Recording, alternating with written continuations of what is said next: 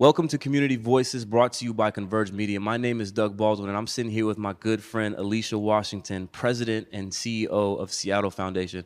It's great to see you. Can you tell me a little bit more about where we're at? Yeah, so one, it is good to see you. I'm glad to be able to have this conversation with you today. And I'm excited that we are doing it in the heart of the Central District in a beautiful space known as Arte Noir. Jasmine Scott, Vivian Phillips, the dynamic daughter and mother duo that founded this space, that's an incredible kind of collective and meeting ground for wonderful artists across this community, particularly Black artists. The Onyx Fine Arts Collective is also housed here. And so as we think about this place that is the Central District that has been a historically Black community and the ways in which they are looking to reclaim space and see vibrant Black businesses and folks kind of here, please come on down and check out Arte Noir because they're doing some really amazing things. And so I'm grateful that they have allowed us to use their space today for you and I to be in conversation with each other. A lot of you may know me. My name is Doug Baldwin. A lot of you may know me from my previous career in football. But I'm also passionate about community. And so I wanted to have this conversation today with somebody you may not have met just yet, my new friend, Alesha Washington. I kind of just want to jump right into it, right? So you are the new president and CEO of the Seattle Foundation. Before we get into it, I just want to know, why the hell did you come out here? Right. It's a good question. Because it was not a small venture. I grew up in Cleveland, Ohio. That's home for me. And made a decision to move to this part of the country to take on philanthropy in this way. And what intrigued me by doing it is that, being in philanthropy in Ohio, seeing the ways that philanthropy has caused harm, but also needs to think about how it reconciles for that, to really invest in Black and brown folks in a meaningful way.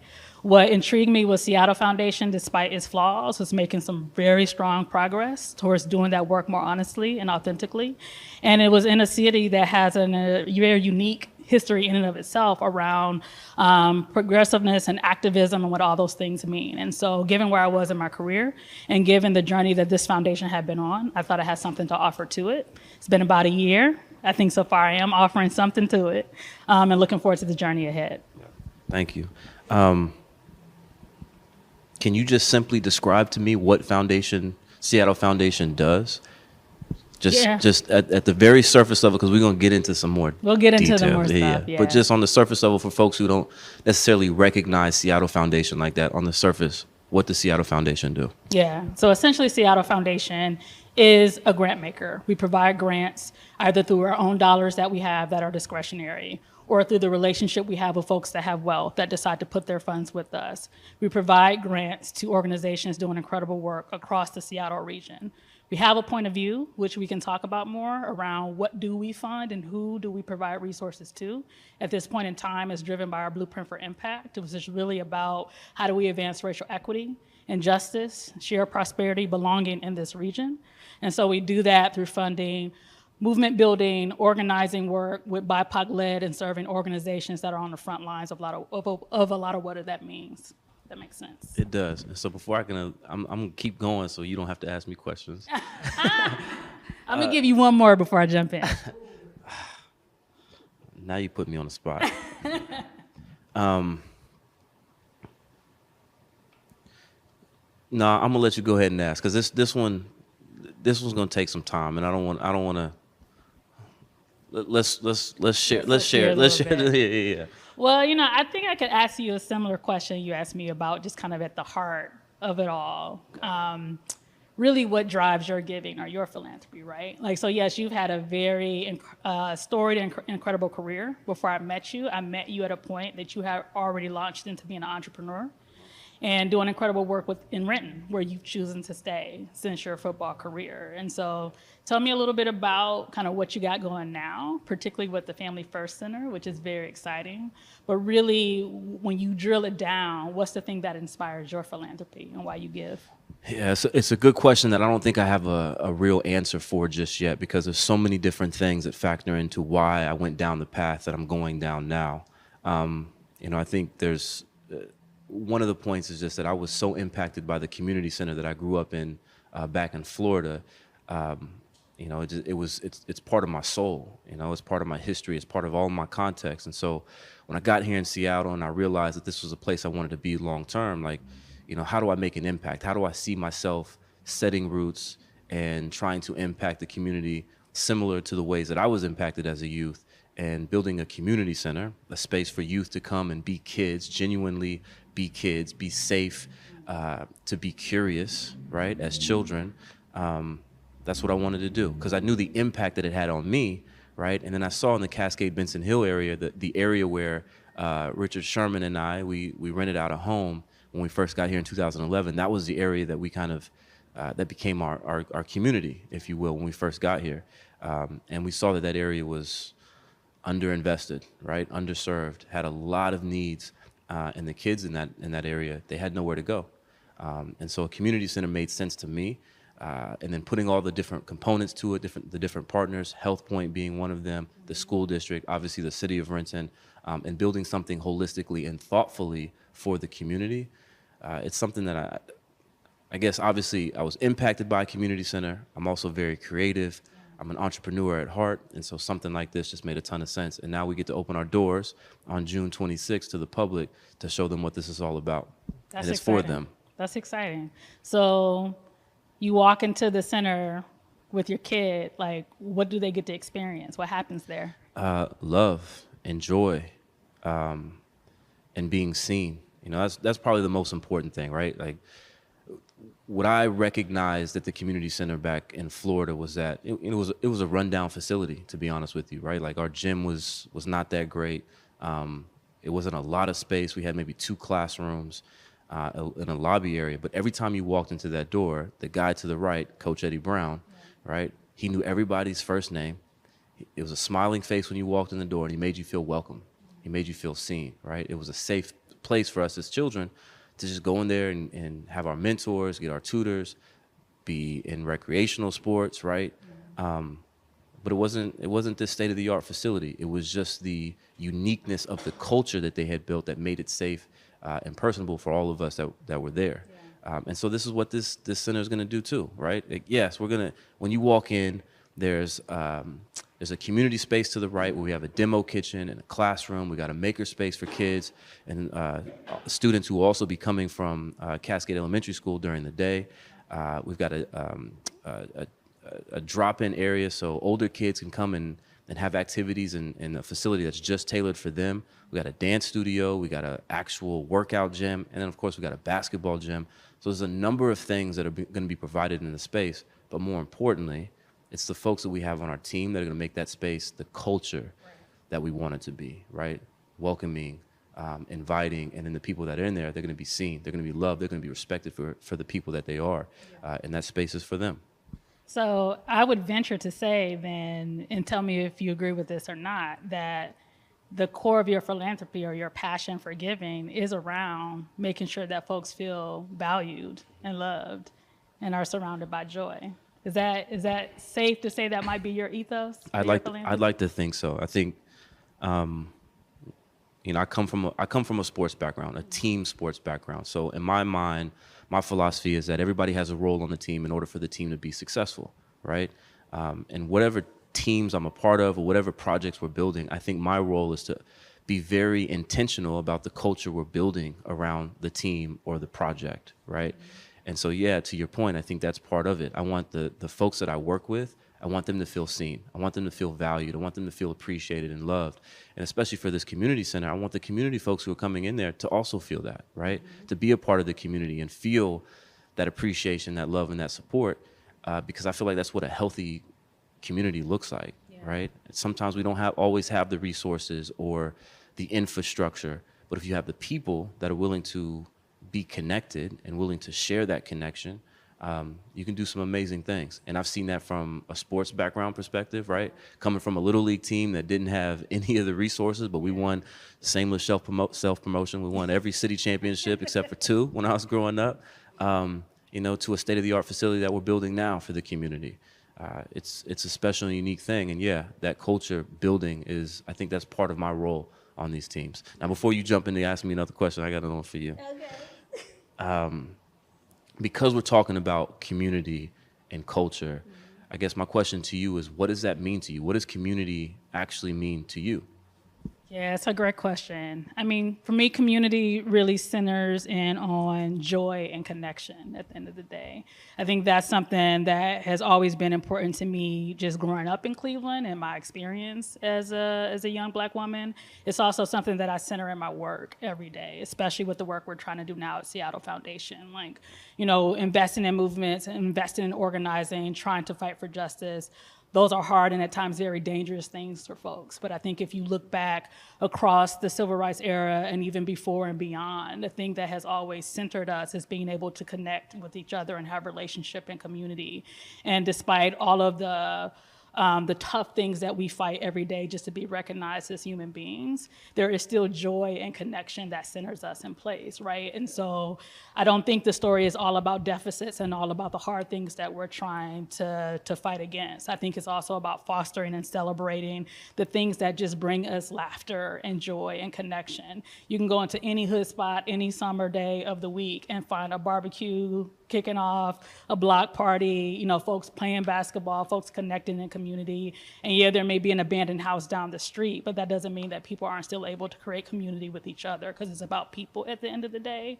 And I think I want to continue to hold that as close to our work in terms of recognizing community comes down to the people, recognizing the joy that can still be in place despite negative things around, but then making sure that folks never forget the autonomy and the power that they have to create beautiful spaces for themselves, right? That we have the right and the ability and the autonomy to make sure that we have safe spaces in our community. We have the right to hold local government officials and other systems accountable to making sure we have the investments that we need to have vibrant neighborhoods, right? And so community for me starts with the people, and people seeing their power and being able to celebrate the joy that they have and fostering beauty and vibrancy from that in terms of then what the built place looks and feels like. Yeah, that makes a ton of sense to me. So I guess my follow-up question to that is, what experiences in your childhood time in Cleveland have influenced how you're approaching your work with Seattle Foundation?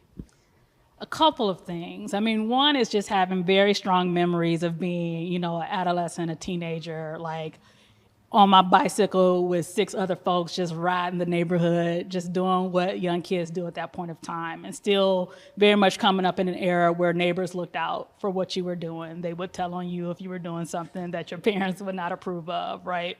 But that ability just to kind of connect with other kids and just roam a place and create adventure for ourselves and within that community is something that always sticks with me. I think the other piece that really resonates for me as I think about our work at the foundation, again, are the ways that we can really operationalize that in the work that we're doing, right? And so one of the things I'm really excited about is that we have a new Chief Impact and Learning Officer, Sean Good, that just joined us after an incredible career with an organization called Choose 180.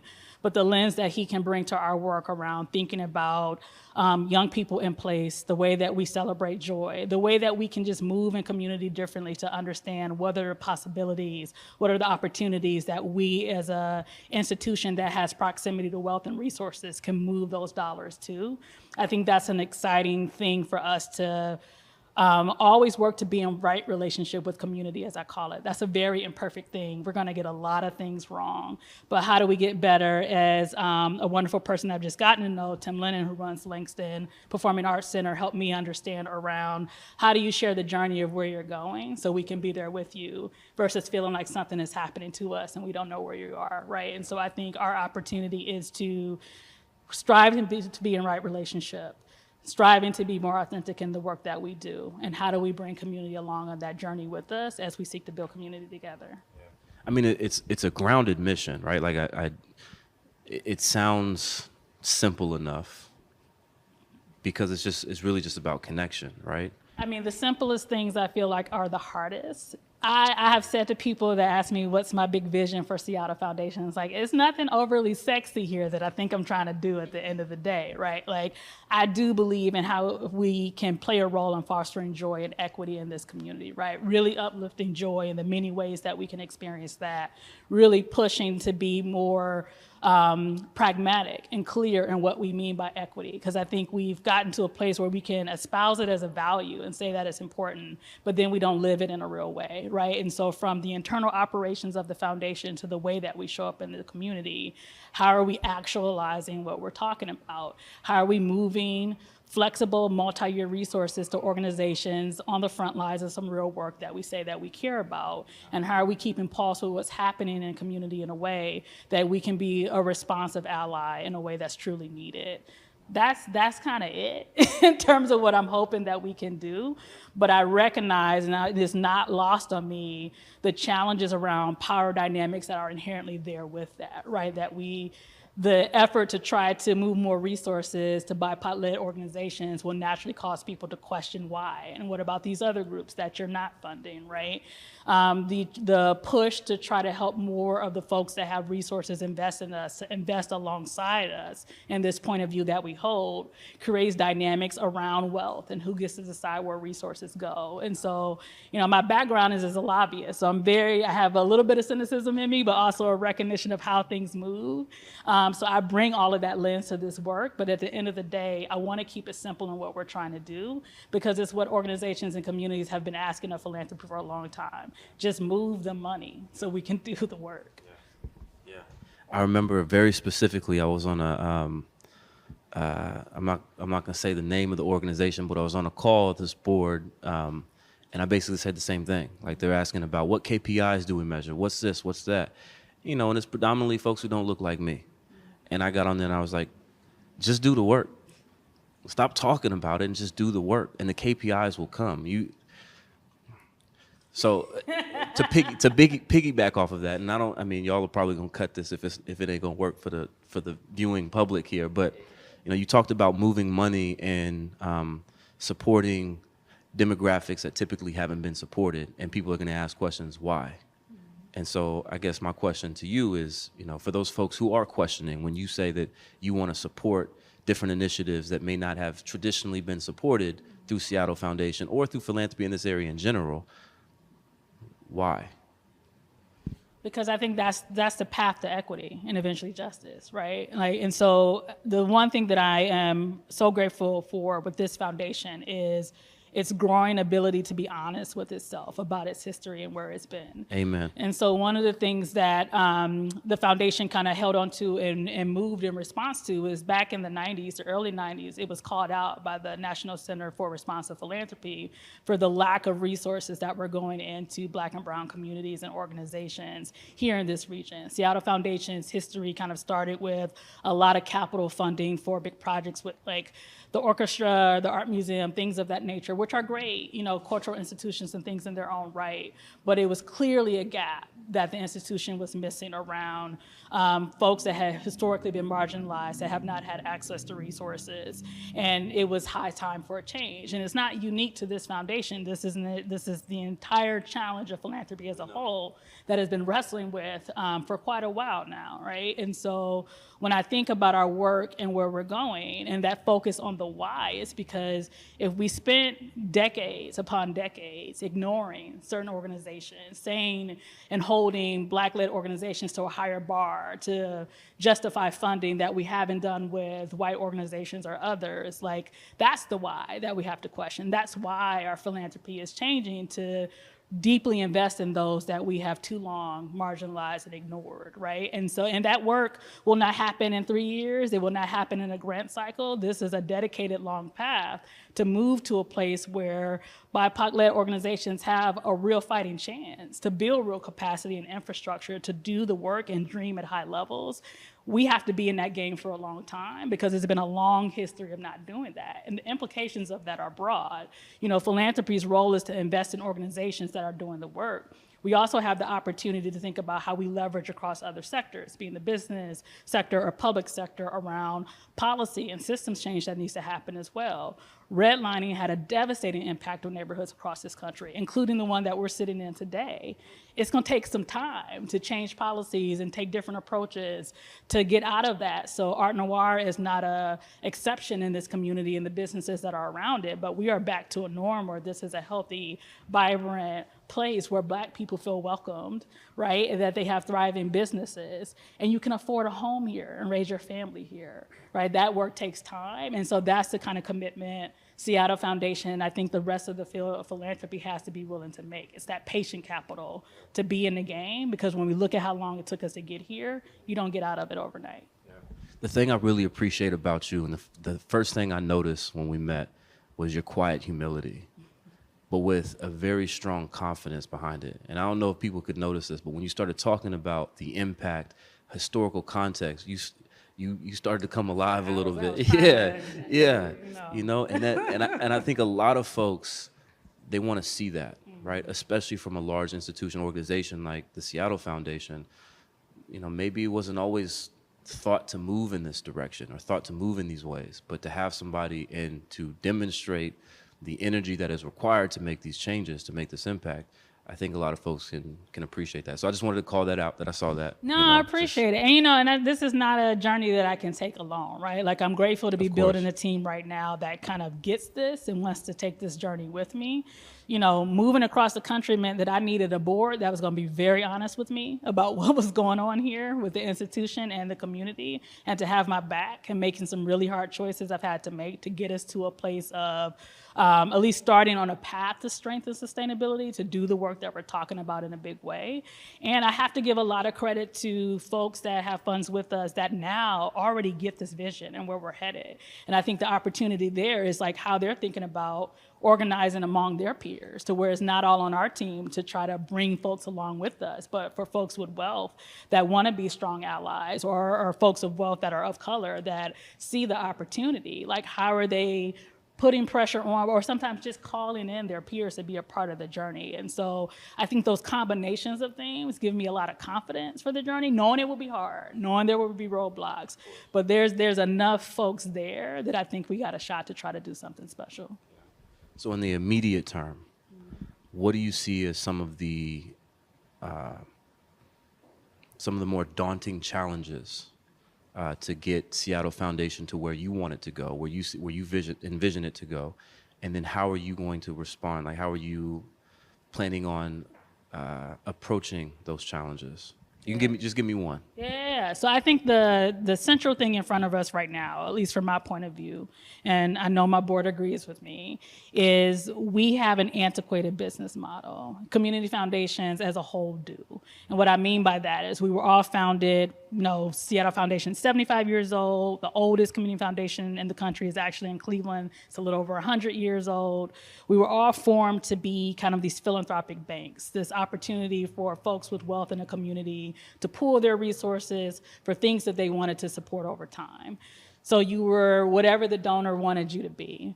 But today we have a point of view, and I think that is appropriate and necessary, given that community needs have changed over time, and communities are holding institutions of philanthropy to be responsible in different ways. And so, yes, I can be in a relationship with someone that holds wealth to help them with their giving, but I also have to be responsive to organizations on the front lines of a lot of work saying, we need your help around climate justice, and how we advance reproductive health and justice, and how we think about changing laws. So there is more opportunity for Black and brown folks to own homes, right, within the city and not be displaced. Having that point of view calls us to be more than a grant maker. We have to be a civic leader. We have to be a convener, a thought partner, a leader. And that part of the business typically is not resourced, right, because we were created to do this very niche thing. And so evolving the model means, how do we reach a place of sustainability so we're operating fully in the Black, because we know what it costs for us to do this work, and we are resourced appropriately to do it. And then we can grow the resources that we have strategically to invest in community, while we're also helping folks that are willing and want to be with us invest their dollars that way as well. And so that's the daunting and immediate thing in front of me, but it's possible. And I think it's possible because of the team that I'm building. I think it's possible because of the team that's already been at the foundation in this fight long before I showed up on the scene, and for folks that are willing in this broader community and understand this is the path that we need to go. Yeah. So you just said this broader community. Yeah. So what about this broader community, about the Pacific Northwest region, Seattle more specifically, what about this makes you feel optimistic about the vision you have for Seattle Foundation? couple things. One is my interactions with folks that have resources invested in us, what we call our fund holders, and even just other institutions and stakeholders that I've met in this work, is that one thing was very telling for me. Of all the criticism people could give me about the foundation, one theme that seemed to be consistent is we welcome you in to be a stronger civic partner and leader. You've been silent on issues that matter.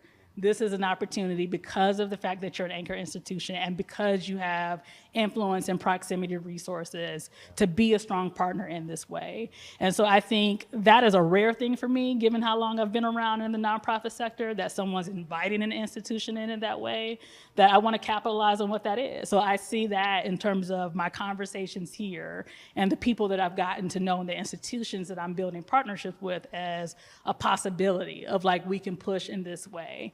It's never easy, but like the good stuff is never easy to get to, right? But I do see enough in terms of people that deeply care about place, that despite where they may be coming from in their own walk of life, are committed to how does Seattle become the best version of itself. I feel like my job is now with this team and this organization that I'm working with, of like, how do I bring all of Alesha's experience and expertise to what's happening here for however long I'm meant to be here to do this. What inspired you to stay? I mean, the work that you're doing through your company, which you should definitely talk about. Would love to hear how you're focusing your entrepreneurship and the things that you're investing in from kind of the venture side of things, right? But you could be anywhere thinking about how you invest in the community, invest in a place. So what made you choose this region, Renton in particular, as you were going to keep your roots here? It's multi-pronged answer, but I'll start off by saying that I grew up in the South. I grew up in Florida, and when I say Florida, I don't mean Miami. I'm not talking about Tampa. I'm not talking about the Jackson. I'm talking about the Panhandle, right? I'm 30 minutes away from Mobile, Alabama, so it's it's a different part of Florida, and I got a different experience than I think a lot of people in Florida. Well, I don't know if that's true. I got a different experience than people on the West Coast got, right? And then I came out to California for college, and it was a culture shock to me. I didn't know that it could be this diverse and this integrated. I guess that's, I don't know what the right terminology is here, trying to be politically correct, but that's just the truth of the matter. That's how right? diverse it was as a whole, yeah. And don't get me wrong, it wasn't super diverse. It was just way more diverse than I was used to back in Florida. And then when I got here to the Pacific Northwest, and obviously, playing for the Seahawks for 8 years, getting ingrained in this community, and then being accepted by this community, right? I know I've shared a little bit of my backstory with you, but because of how I grew up, right? Both of my grandparents were in the military, so military families, right? They retired in an area where, in the middle between Fort Walton Beach and Pensacola was Gulf Breeze. So that's where my mom and my dad, that's where they set up shop because it was easier for them to get to Fort Walton and to Pensacola, right? But that area was predominantly white. And so I was one of 2 black kids in my high school, right? So you can imagine, again, in the South, right? Imagine that. So I never really felt comfortable. And, I'm not trying to knock my school and my community back there because I know sometimes some people will take it that way. But I'm not trying to knock them. I'm just saying, like, I didn't feel comfortable, right? I didn't feel quite as accepted in that area. And then I would go over to Pensacola where I played all of my sports. And because I lived on the other side of the bridge, it was a 3-mile bridge that separated Gulf Breeze and Pensacola. Because I lived on the other side of the bridge, I wasn't fully accepted by my peers in Pensacola either, right? So when I got to the Pacific Northwest, and yes, the catalyst was I was on the beloved Seahawks here, right? But I was accepted here. I felt comfortable here. I met my wife here, right? We have our kids now. I've met tremendous friends and tremendous partners in this area. And so it feels like home to me now, right? But on top of that, I have the influence, I have the platform, and because I'd like to think I did pretty well in my previous career, I have some resources to be able to utilize all of that, right? All of that experience, even back in Florida and in California, to impact some change here. Right, and so that's what I want to do. And the other part of your question about my company. Yeah, what are you doing? So Vault 89 is basically an investment vehicle. It's, what do we call it? What is your phrase for it? Yeah, human-centered investment company, investment group. We like to make investments with a soul, right? That's kind of how I like to think about it. It's not necessarily, private equity, venture capital. Like you could call it whatever the technical term. What I like to call it is we're just building culture, right? There's a lot of folks in business that taught me business, that showed me business. They didn't look like me.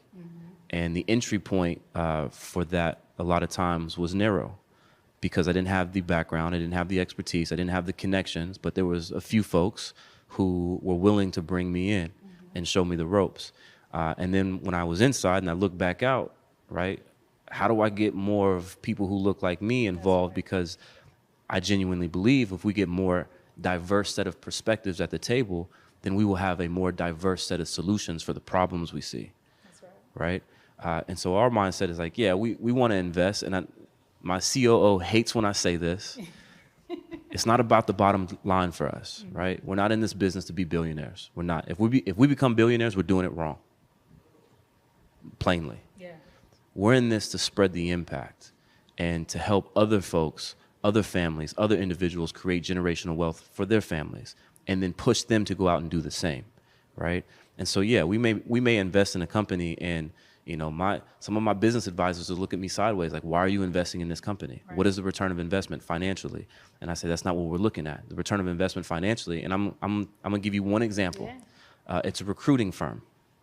We haven't necessarily invested in them just yet, right? We're doing our diligence, the actual business part that matters. I've said yes. My team's got to sign off on it, so I'm waiting on them. But this recruiting firm, they're focused on providing a diverse pool of candidates for organizations that are looking for candidates for specific job descriptions, right? But not only are they providing a diverse pool of candidates, they're also making sure that these organizations are set up infrastructurally so that these candidates can be successful when they get there, right? So they're being very thoughtful about their approach. When you look at the financial forecast for this company, right? Yes, they can be very successful and they will be successful. But at the immediate term, it's not very successful, right? Because they're doing the work. They're not focused on marketing themselves. They're not focused on, and they're already at capacity, right? But they're focused on doing the work. And so our job, our role potentially, is to come in and help take off the auxiliary components of the business so that they can scale and do more of the work that they're good at, right? So the return on investment, it may be a lot, it may be a little. I don't really care, to be quite honest with you. My COO, she cares, right? You need at least one person on the staff of course. that cares, right? But through my lens, it's like, are we making an impact? Are we making a dent in some of these historically exclusive environments that we know about? Are we making a dent? Are we making an impact in there? And if we are, then that's the type of investment we want to make. Yeah. So it's not just traditional investments. We do have some traditional investments. Like I'm trying to keep the lights on, right? We're trying to grow and scale, but at the same time, our focus is on the impact. Yeah. I think that what you just described, I think hits on two things. One, I'm right about your ethos for philanthropy and what drives you, because it shows up in your business as well, right? In terms of human-centered investment, right, and focus. Two, it just kind of strikes me how our journeys are so similar. I may be heading a foundation, you're heading a company, but that pathway around who's in seats of influence really matters, right? And what experience and diversity are they bringing? And then also where resources flow to connect to those that never really got the shot the way that they deserved, but now is an opportunity to do it. Leadership matters in that way, and diverse perspectives matter in that way. And so I think I'm energized and encouraged by the similarity in our journeys, because in a lot of ways at different angles, we're trying to do the same thing.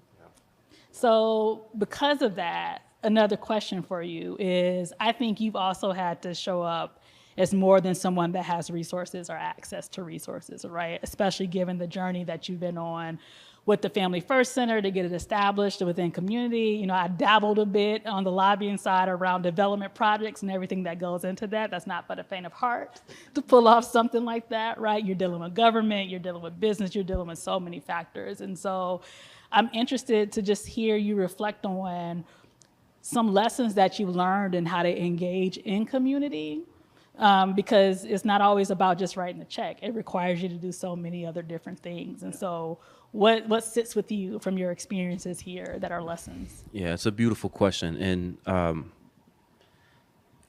because I've been in different environments, right, especially in childhood, I guess the more modern term is like to code switch, right? And I feel like I do that at times.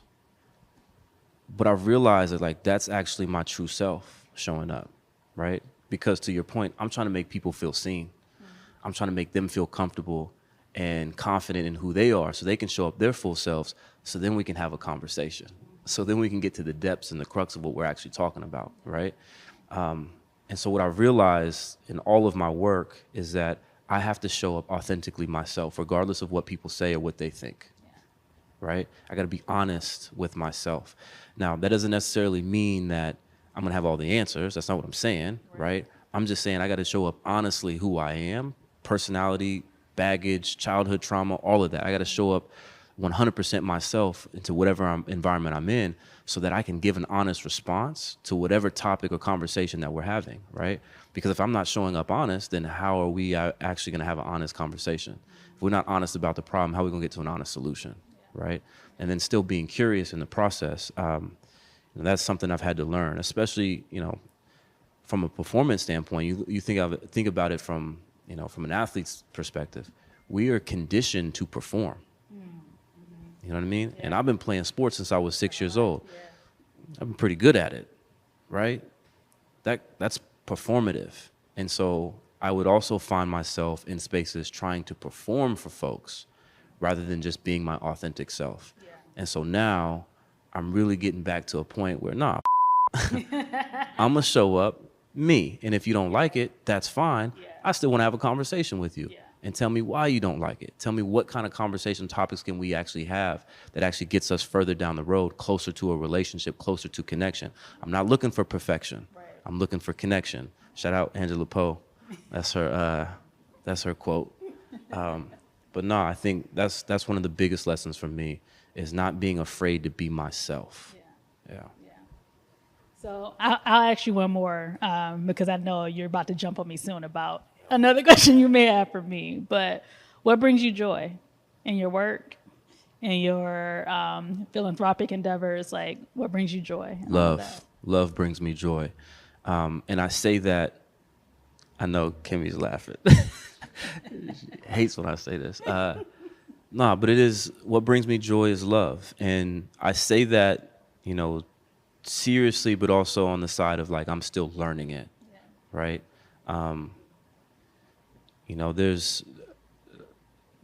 There's specific, moments in my brain where I'm just like, damn, I didn't show love there, right? Or I didn't give grace there, or, I was too caught up in my ego and my pride to be patient and kind, right? And the reason why I'm reflecting on that more so now than ever before is because I got 3 daughters that I'm raising now. Yeah. And they're forcing me. They're forcing me to realize that, right? Every day that they wake up, my girls, they don't care about any of the logistics, materialistic things on this planet. All they care about is daddy and mommy here. Yeah. Am I loved, right? Then you bake it all in. It's like the safety, the security, right? They just want to know if they're loved. Yeah. And all the other stuff is irrelevant to them. And I think for me, that was kind of eye-opening, right? Because again, coming from an athlete all my life, performance was how I felt like I got my love, my validation, my affirmation, right? These girls they don't care how I perform, right? They want what they want regardless of what I do. But I know they love me and they know that I love them. And that bond and that uniqueness is something special, and you can't replicate that, And so they're teaching me every day that love is the most important part in my life, and that's what brings me joy. What brings you joy? What brings me joy? Oh, art brings me joy, honestly. So my dad, who Shout out Arte Noir. Shout out Arte Noir. Shout out Arte Noir. No, so my biological dad and I did not have a close relationship. But the one thing that we had was he was an artist, amateur, right? He had a little band in the 70s. They would play around East Cleveland all the time. Have some early memories of his band rehearsing in his basement. The drummer would let me like sit on his lap and try to do the thing with them. And he could sketch. He was an artist, right? He could draw. And that's the one thing that stays with me that I still kind of dabble and do on the side that he taught me.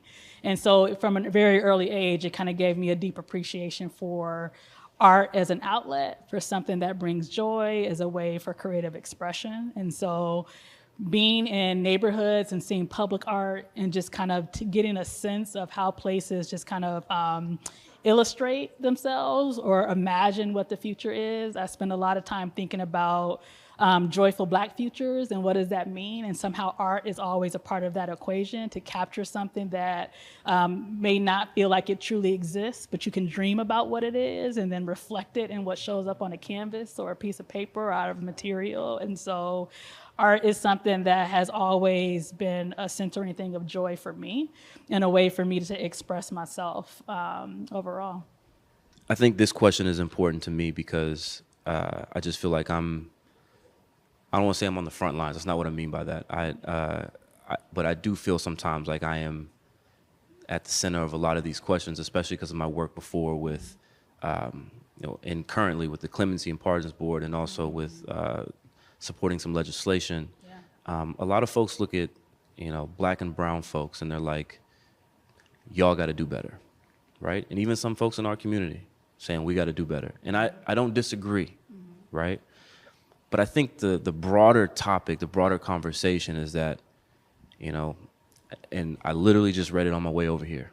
Slavery happened 150 years ago. Y'all need to get over it, right?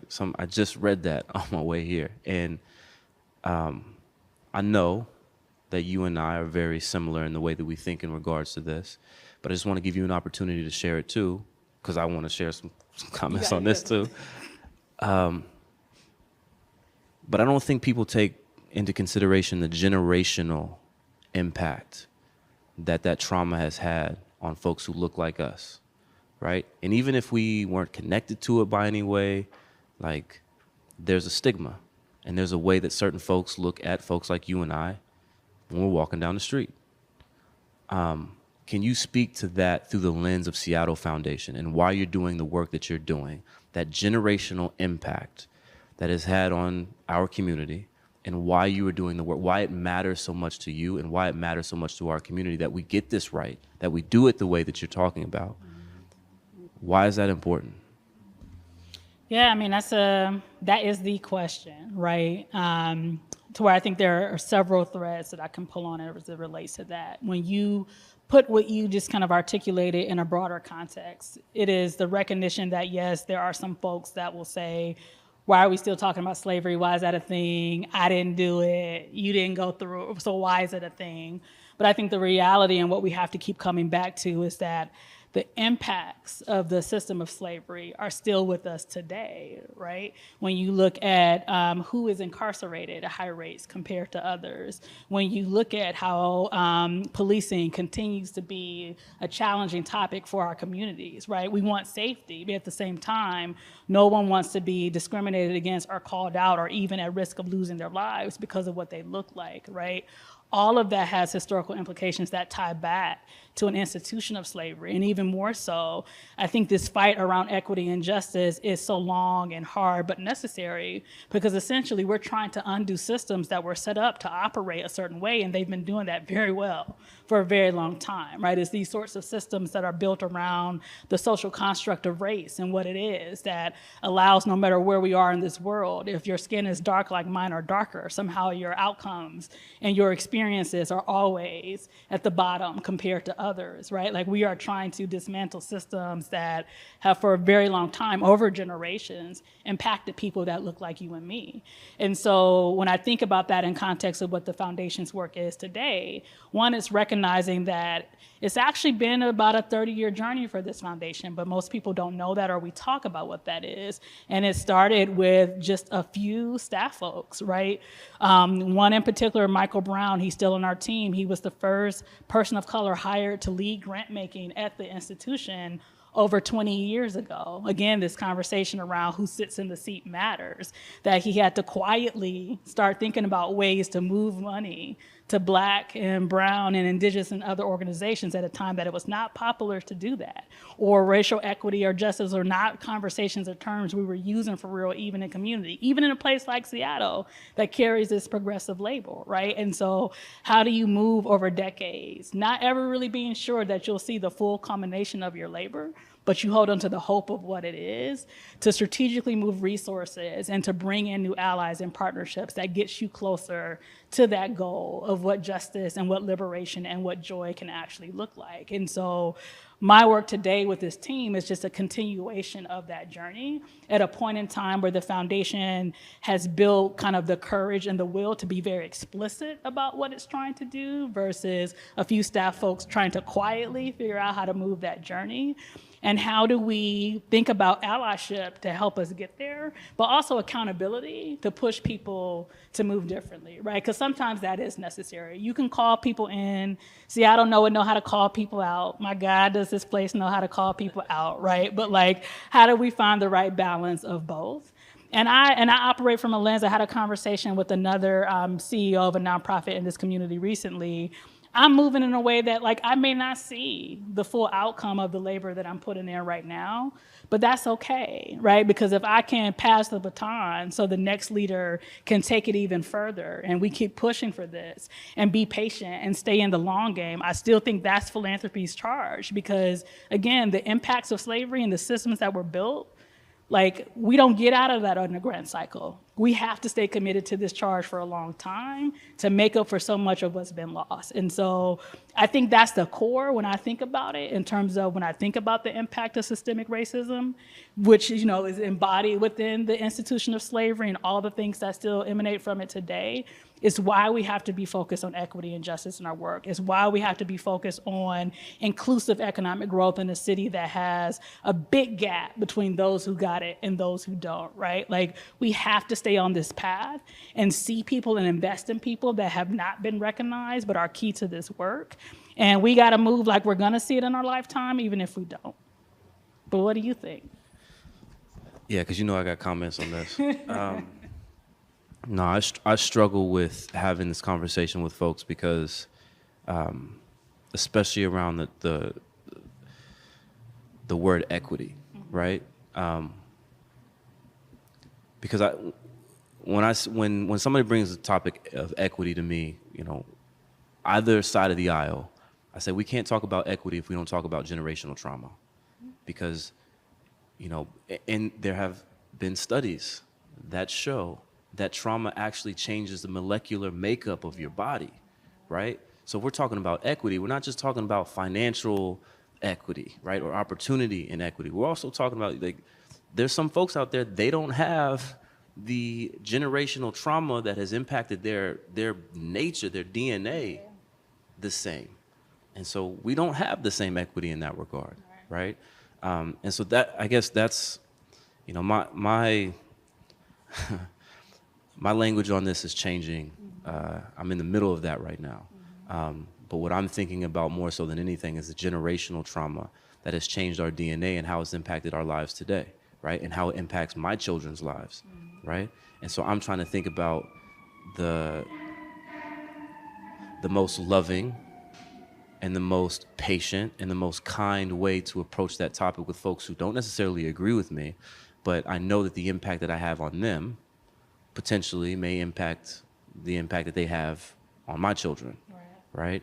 And I just don't think that's clear. I just don't think that conversation is had enough, right? We talk about the inequities and the the historical context, but I don't think people really put it into a tangible notion that like this actually has an impact on our DNA.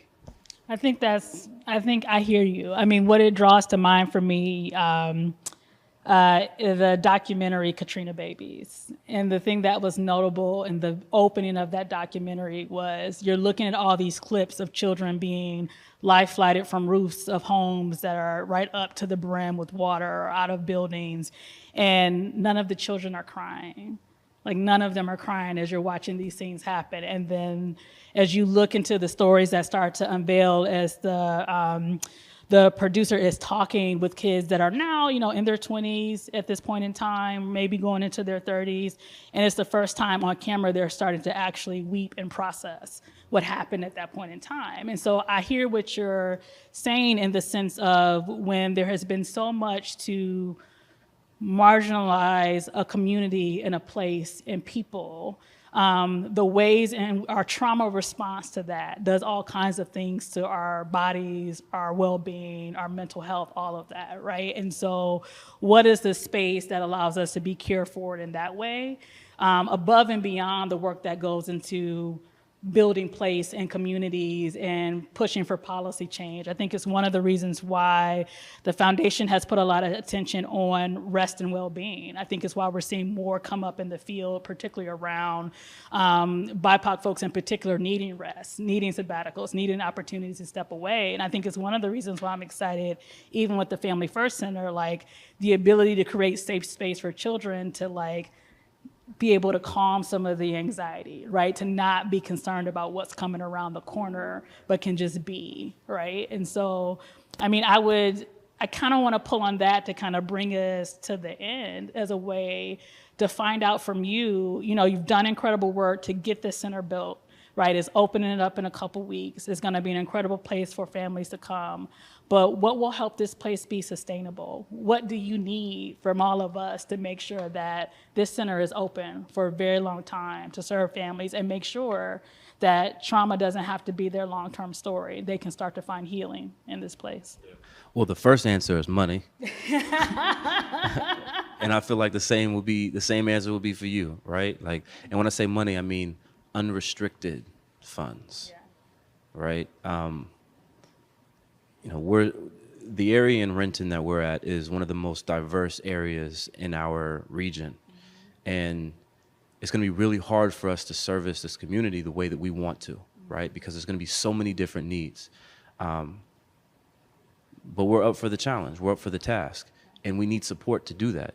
Yes, financial contributions is a big part of it, but we also need people to show up and consistently show up and be supportive and be a part of what we're building, right?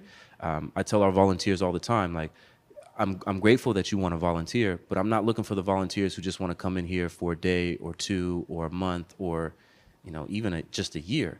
I'm looking for you to be consistent, because when I walked into my community center, Coach Eddie Brown, he was a volunteer. He was there every day, and he was there for years. And he impacted my life to where now I'm sitting there trying to build this community center, and I'm thinking about Coach Eddie Brown and the impact that he had on my life. And so, there are a number of different things. Obviously, financial support and contributions, unrestricted, would be helpful. But also folks who are willing to show up and just be a part of it and just be around, right? And when you're around, you'll typically see something you can support and help with. And I feel like that's how we build community in a healthy, sustainable way for folks who may not necessarily be in that community, but they want to be a part of it. Just come check it out. Just come be a part of it. I love that. So definitely funding for operations. You got to pay these amazing people to be able to keep the lights on, run the center, work with families, and dedicated folks that volunteer their time but are there for the long haul, that are committed. Yeah, I mean, we're in a similar place. I mean, I am at a moment in time. I'm going to actually tee you up for this one. Oh, okay. I thought you did. So let me ask you this. What can folks do to help you and the Seattle Foundation to make more of an impact that it's already making? Thank you, Doug. So a couple of things. I mean, given where we are right now as an institution on the operational side, right, is that I am on a very vigorous path right now to think about how we close what is our own financial gap as an institution. It's a part of the shifting to a point of view and doing broader bodies of work that aren't resourced well. And so it's going to take me a couple years to help us build the strategies that will get us to generating more revenue where we have opportunity to do that, because that's a uniqueness of an institution like ours, that we can generate earned revenue.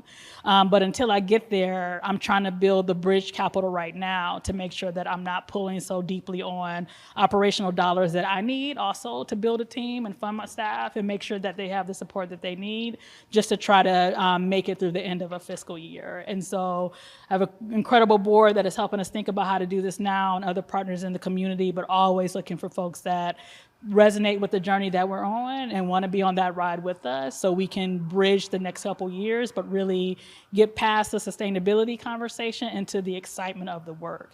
I don't think Seattle Foundation should ever be in a position where it's fundraising for its existence long term. Any dollars we're raising needs to really be leveraged to go into community for really important work happening on the ground. So I'm going to get us out of where we are right now with some help with some folks that are willing to ride with us and invest in the dream. And then we're going to dream even bigger and do big things in partnership with so many wonderful people that are in this community. Amen. And by the way, when I said money, unrestricted funds, I wasn't asking you for money, just to be clear.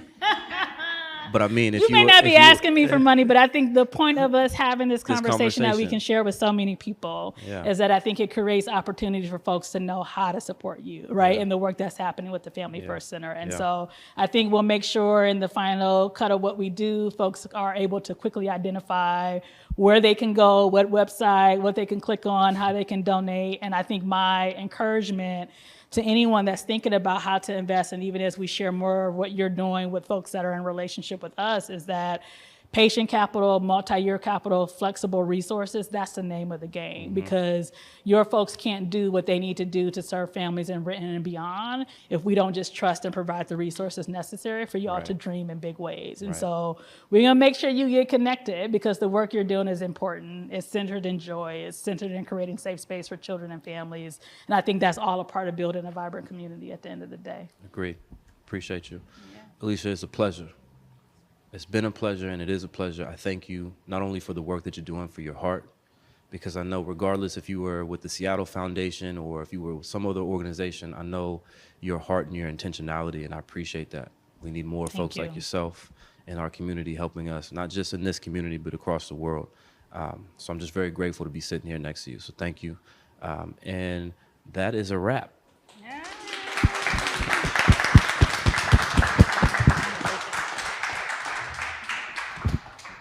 Thank you.